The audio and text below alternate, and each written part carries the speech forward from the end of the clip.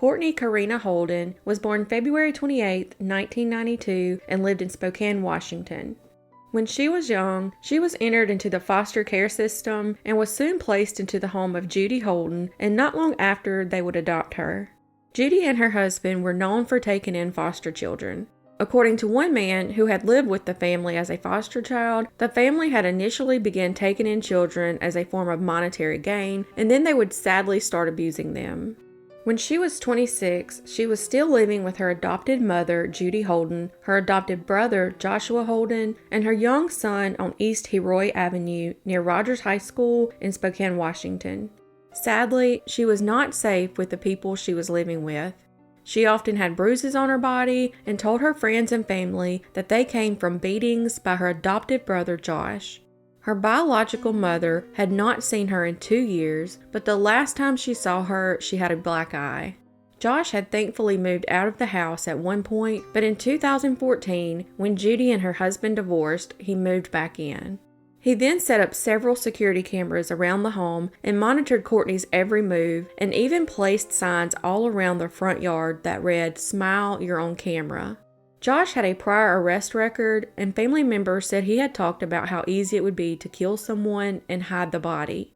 He had been diagnosed with schizophrenia and had an extensive arrest record, which included unlawful imprisonment, domestic violence, and a conviction for burglary. He'd also been twice accused of rape, once in 2003 and another time in 2005.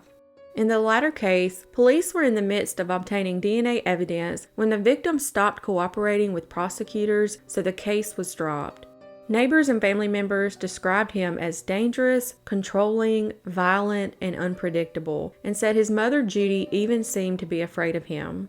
Courtney did not own a cell phone or a car, and confided in a neighbor that she was not allowed to leave the house without permission from Josh. When Josh found out she had a Facebook account and was using it to talk to people, he forced her to stop using it. Her last message was sent to a friend that she had talked to daily via Facebook, and it read, I gotta go, Josh is coming." One neighbor reported that Courtney often called them in the middle of the night crying because Josh was out of control and wouldn't allow her to have a life. At one point, she was allowed to chat with a neighbor over the back fence, but eventually that stopped too. 75-year-old Judy and 41-year-old Josh referred to Courtney as Cindy, short for Cinderella, in reference to all the household chores she had to perform. Visitors to the house noted Courtney's son called Josh Daddy and Judy Mom, and Courtney by her first name.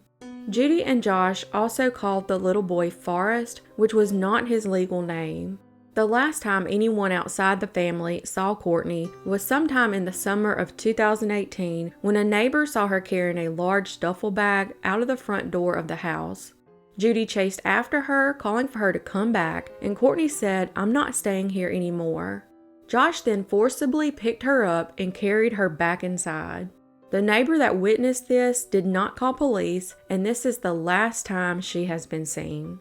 Also around this time, a neighbor reported seeing Josh set up spotlights in the backyard for 2 nights in a row while he constructed a swing set. This had struck them as odd, as he was building it in the middle of the night.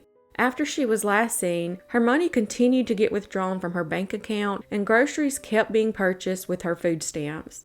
Josh and Judy told various stories to explain Courtney's absence.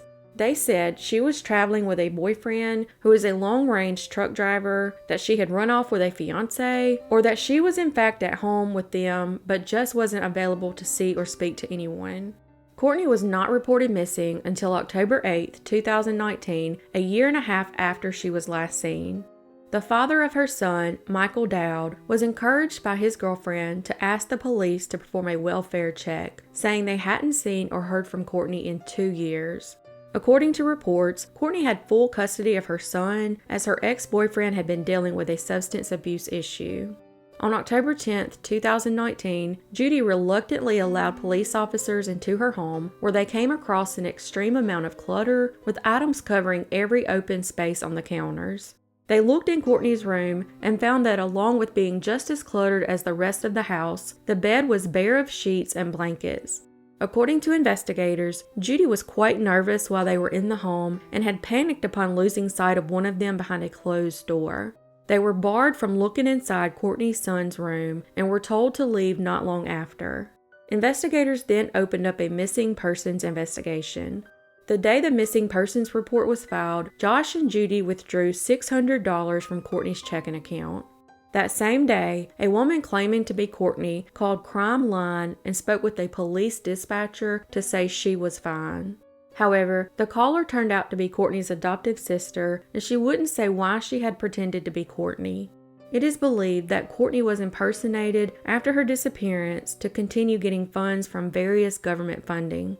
At one point, police officers stopped by the home to discuss Courtney's disappearance, and Josh told them he wasn't able to talk as he was taking care of a sick cat. Those present said it was obvious that he hadn't wanted them entering the home. On October 24, 2019, the police came to the Holden's house to execute a search warrant and discovered Josh and Judy had moved away, taking their 6 pets and the DVR from their home surveillance system. The search uncovered 82 pieces of evidence, including Courtney's ID cards, numerous computers, 18 cell phones, handwritten blackmail notes, and Courtney's journal. Police would later search the home with cadaver dogs, but nothing of value was uncovered. In mid-November 2019, cell phone numbers associated with Josh and Judy were deactivated. However, 2 new ones with Texas area codes were activated the same day. In mid-December, authorities located them living with one of Judy's daughters in Plano, Texas, with Courtney's son. They were arrested, and the child was quickly placed in custody of CPS until his father came to Texas to pick him up. According to authorities, they are not pursuing charges against other family members whom they found impersonating Courtney during phone calls with police and communicating with Josh from jail regarding hiding some of his personal belongings. Police searched a vehicle and travel trailer belonging to Judy. It was located at a RV park in Oklahoma where Judy and Josh had checked in under false names in November 2019. They were taken into custody in Texas before being extradited back to Spokane. They were facing identity theft charges for allegedly stealing Courtney's identity for money, as well as a charge of custodial interference for taking the child. In March 2020, a Spokane lawyer took on the case in defense of Josh and Judy. He requested the court release the pair from custody, as at the time they were fighting extradition back to Washington, and said they would willingly make their way to the state in order to reveal the truth regarding Courtney's whereabouts. While he would not provide any new information regarding her location, he did say he planned to find her as part of Judy and Josh's defense. The lawyer argued that the judge ordered Judy's release in light of the COVID-19 pandemic and removed Josh's felony warrant so he wouldn't be rearrested. That same month, Josh was released from federal custody in Oklahoma due to health concerns in light of the coronavirus outbreaks occurring in American prisons and was returned to jail in Texas. Documents show that Judy pleaded guilty to second-degree custodial interference, domestic violence, and is no longer in police custody. Earlier this year, Josh also entered a guilty plea to the same charge, as well as a charge of criminal mischief. While in court, Josh was wearing oxygen, and his attorneys were attempting to quash an arrest warrant citing medical issues, specifically a brain tumor that they said needs medical attention. While the judge wouldn't quash Josh's warrant, he did say that Judy could be released if the Spokane Police Department could confirm that Courtney's son was safe. He was sentenced to 135 days in jail for each count, with credit for time served, and is no longer listed as an inmate on the Spokane County jail roster. Surprisingly, they have not actually been charged in Courtney's disappearance, but investigators do believe she may be deceased, and as of today, this case remains unsolved.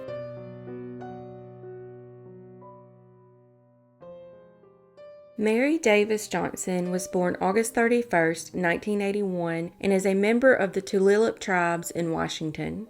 She is described as a jokester who was loving and would give you the shirt off her back, and grew up with her 3 sisters in foster care.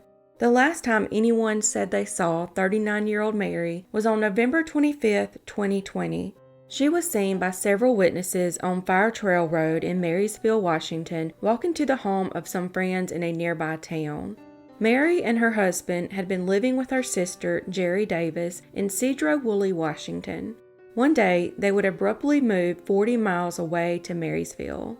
After moving, they would separate and Mary would start staying with friends, but would stop by the home she had shared with her husband every few days to pick up her mail and take a shower before leaving again. Her sister said she wasn't herself and would rarely answer her phone and only occasionally respond to texts. Then one day, her estranged husband contacted Mary's sister to say he hadn't seen Mary in weeks.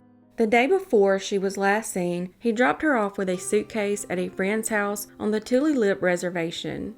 She stayed overnight, and the next day she was planning to go to a house of a couple she knew in Oso about 30 miles away. The friend she was staying with was supposed to give her a ride to a nearby church, where someone else would pick her up and take her to the couple's house. A second man, who had been staying at the same house as Mary, wanted a ride too. But her friend backtracked on the offer, and so Mary set out toward the church on foot around 1:30 p.m., and the second man also started walking away from the house. A third man, who was set to pick her up at the church and take her to Oso, eventually drove by and saw her walking on Fire Trail Road with the man who also wanted a ride. He indicated he only had enough room in his vehicle for one person and kept on going, not giving her a ride. Mary never made it to the couple's house in Oso and was never seen again. Before she disappeared, she left a voicemail with the couple with desperation in her voice as she begged them to pick her up. She also made another call around 2:30 p.m., and the woman who picked up told police that she told Mary she was too busy to speak. Police believe that someone may have picked her up at some point because cell phone records show that about an hour after her last call, her phone connected to a tower in the Oso area, too great a distance for her to have walked so quickly. The phone then went offline for a period of time before again connecting to a tower in the greater Marysville Tulip area that night. It remained in that location until the next morning when it would go offline and never come back on. The man who was supposed to pick Mary up from the church reportedly told police that he hadn't seen or heard from her since November 25th. The man who had been walking with her said the two went their separate ways and that he had seen no sign of her either. On December 9th, 2020, 2 weeks after she was last seen, her estranged husband reported her missing. According to police, they have identified multiple persons of interest, but have yet to make an arrest because a body has not been recovered. Also, because her disappearance was reported weeks after the fact, surveillance footage or precise location information has likely been overwritten.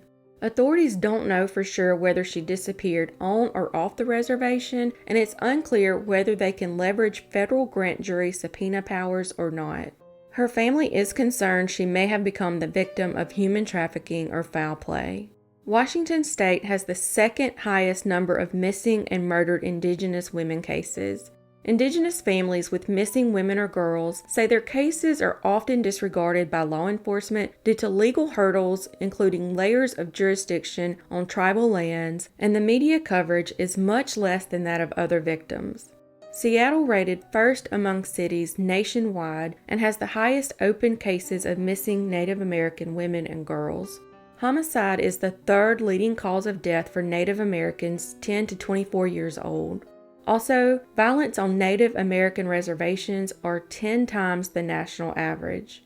As of today, Mary has never been located and this case remains unsolved.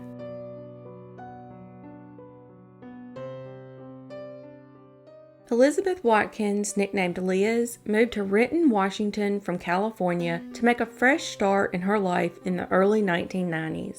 She moved with her best friend Tammy, mostly just to get away from the trauma she experienced from having a stillborn son years earlier. Even with the tragedy in her life, she was still described as a humble and grateful person. When she moved to Renton, she was homeless, but almost instantly she made new friendships, found a job, and a place to live in an apartment in the Highlands in the 3800 block of Northeast 4th Street. St. Matthew's Lutheran Church in the Highlands also quickly took her in and helped her. She joined the congregation and began donating her time to give back to the community. In 1993, she became pregnant and gave birth to a daughter named Nicole Watkins. Soon after, she enrolled in a nursing program at Renton Technical College and would meet a woman named Barbara that often tutored Liz and helped her out with her classes. On November 3, 1995, Liz was supposed to meet Barbara for a lunchtime study session, but didn't show up and was not answering her phone. Barbara got worried and decided to go check on her. She knocked on the door, but there was no answer, and she noticed the sliding glass door was slightly open and she could hear the TV on inside the apartment. She went behind the apartment and entered through the sliding door. This is when she would find the bodies of Liz and 2-year-old Nicole lying on the kitchen floor, beaten to death. Police said nothing was stolen and the crime appears to have been random. Liz had no connections to drugs or crime, no debts or love affairs. Liz's life seemed to revolve around Nicole, church, and school. The few people who could classify as an obvious suspect like an ex, Nicole's father, or family were ruled out through solid alibis.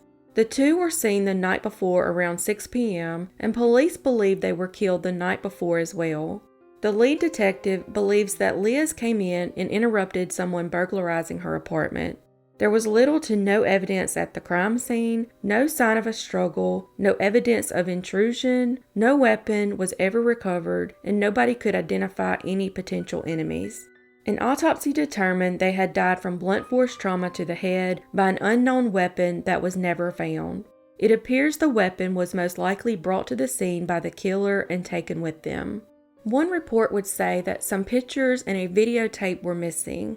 Aside from the bodies, the apartment was essentially spotless. One neighbor reported hearing a woman scream, but it stopped, so he thought nothing of it. Years later, Liz's sister Tina went on to the Montel Williams show, and routine guest and world-renowned psychic Sylvia Brown was asked about the double homicide. She basically stated that a man that Liz knew killed the mother and daughter with an aluminum baseball bat and that it wasn't his first time to kill.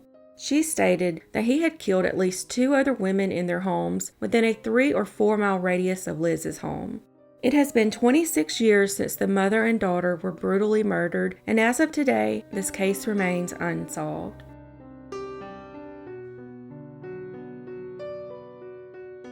Joshua Vance Samisky was born June 23, 1978, to Janie and Jared. He was described as laid back, kind-hearted, very giving, and could make anything fun. He had 7 children and helped raise several others, but sadly was also addicted to heroin. He had been living with his father and brother, but was kicked out of the home after getting into a fight with his brother and became homeless. Josh's mother stated she deposited $3,000 in his bank account around October 1st because he said he wanted to help a woman with a motorhome and buy her some clothes. It wasn't unusual for her to give him money each month, but after making the deposit, she never heard from him again. He had recently met a woman by the name of Susan Brown that was also homeless, staying mostly around the pier in Port Angeles. On October 6, 2019, at the age of 41, he was seen on video surveillance at the city pier in Port Angeles, Washington, walking away from a group of transients. That same day, he called his father from a disposable cell phone and left a voicemail saying that he had given his truck away and needed a getaway ride from the area of the pier, but his father did not pick up.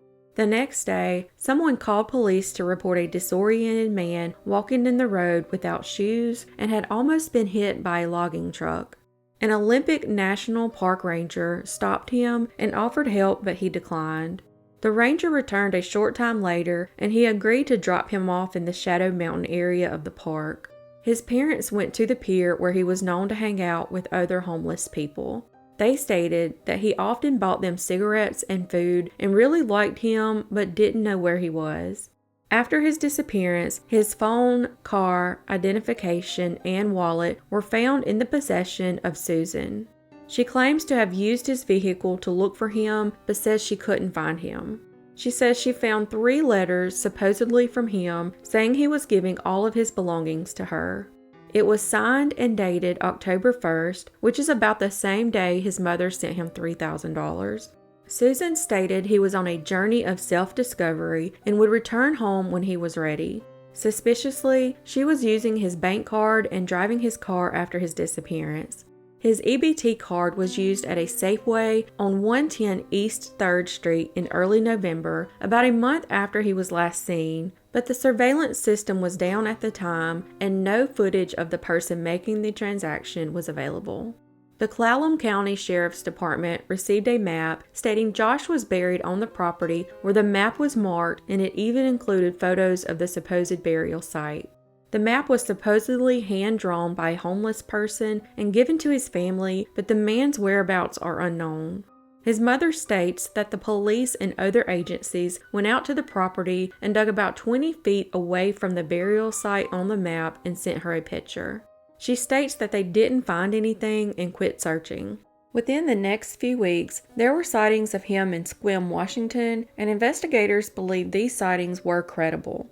A citizen at the Burger King restaurant in Sequim saw a man resembling Josh that she had seen on a missing person flyer.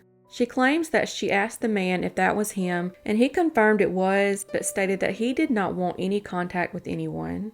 His mother, Janie Marvin, created a Facebook page called Finding Josh and is offering a $20,000 reward for information leading to his whereabouts. His mother, Janie, is an author and hypnotherapist who studies mental health, the conscious and the subconscious, and addiction, among other things. She says that her son had helped her a lot with developing technology related to holographic human transformation theory and MATR behavioral health, in which she has written books on and is the co-owner. According to social media, Josh's father believes he is in hiding and disappeared voluntarily and doesn't want to see his family anymore. But his mother and other family members do not believe he left of his own accord, and as of today, this case remains unsolved.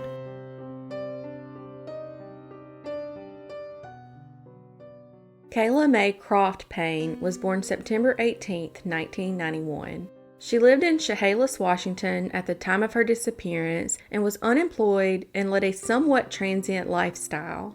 Kayla's friend had not heard from her since April 20, 2010, and she would last access her MySpace account on April 28. By May 5th, her friend would become very concerned and report her missing. She allegedly battled drug addiction and had lost custody of her daughter because of it. One of her friends said that she was associated with a man who had previously threatened her life. She was also known to frequent areas in Lewis, Grays Harbor, and Pierce counties in Washington.